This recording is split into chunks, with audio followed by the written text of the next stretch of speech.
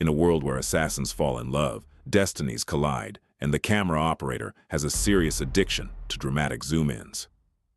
This is My Journey to You, starring Esther Yu as an assassin so pretty, you forget she's supposed to be deadly, and Zhang Linghe as the future chief and fiancé who finally gets the ending Lord Changhe and Xiaolanhua deserved in another universe. Yes, Dylan, you are out. Closure achieved. End of story. Nah, just kidding.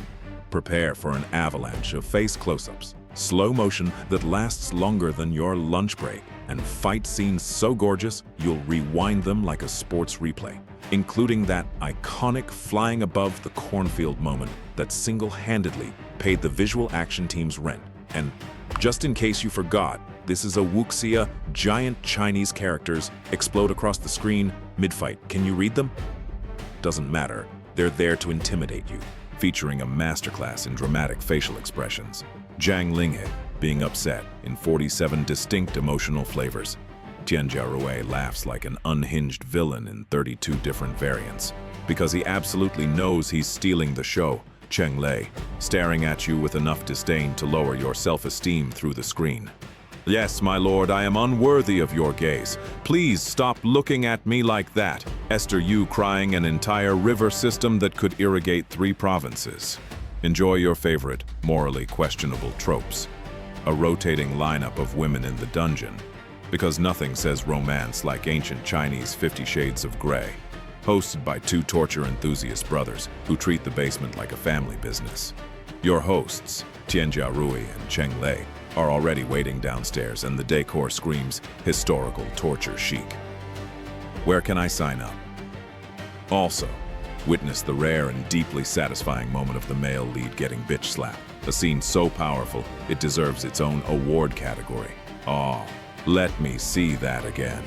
Brace yourself for plot twists that arrive so fast the script feels like it's speed-running emotional damage. Attached to nothing, trust no one, especially not your expectations.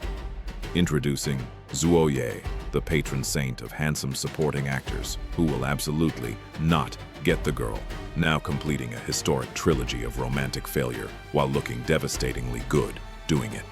Surrounded by a side cast of impossibly attractive men and suspiciously adorable boys. Yes, this one is cute, and this one too.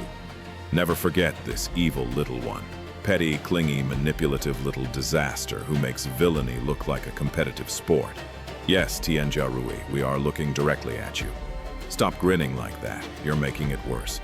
And one gloriously chaotic lady who brightens the entire series and personally restores your self-confidence just by existing. Special bonus. The male Virgo is not only a zodiac sign, it is, I add, You Cdrama archetype. A separate, toxic classification of man that evolved exclusively to terrorize fictional women and fascinate the audience.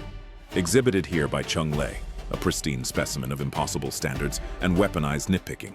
He will audit every microscopic detail of your existence. You didn't just make a mistake, you made a decision he will remember and roast forever. Do not cook for him. He will critique your seasoning like a war crime tribunal.